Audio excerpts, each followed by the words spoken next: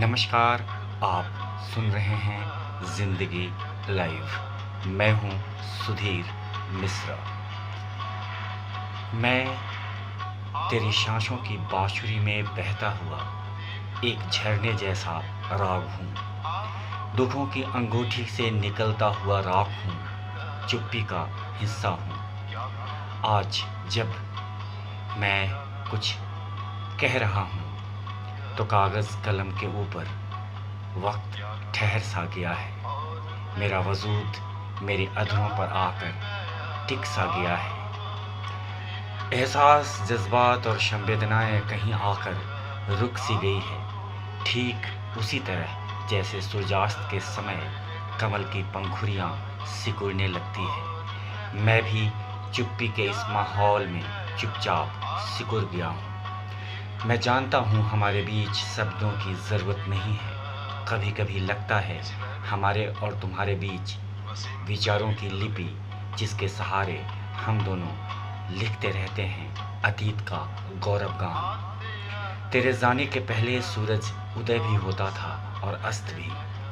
हर रोज़ चाँद हथेलियों पर आकर ठहर जाया करती थी। सितारों की लंबी कतारें हंसती मुस्कुराती थी और चाँद की धवल ज्योत्सना के साथ अपना संगीत बिखेरा करती थी। मगर जीवन हमेशा हंसी और मुस्कुराहट वाली सड़कों पर नहीं चलती। कभी कभी इसका रथ उदासी की गलियों में भी जाने लगती है, जिस पर मजबूरन आपको सवारी करनी होती है। समय की अपनी गति है, अपना अंदाज। ये धीरे धीरे सब कुछ बदलती है। जैसे तूफान आने के बाद मंजर होता है, दीवारें टूट जाती है, पेड़ उखड़ जाते हैं। यही मुकद्दरों का संसार है और यही जीवन का रहस्य भी। जुगनू, तितली, फूल, पराग, सीढ़ियों की चहचहाहट, मुस्कुराती हुई नदी, सब कुछ होता है। मगर ज़िंदगी में एक उदासी, कुछ कमी रह जाती है। ज़िंदगी के कुछ ख्वाब समंदर के किनारे चमकते हुए सीप जैसे होते हैं। ज्यों ही हम नज़दीक पहुंचते हैं, लहरों के साथ वो लहर में समा जाती है और फिर चुप्पी की नदी विचारों के आंगन में बहने लगती है। आप सुन रहे हैं ज़िंदगी लाइव।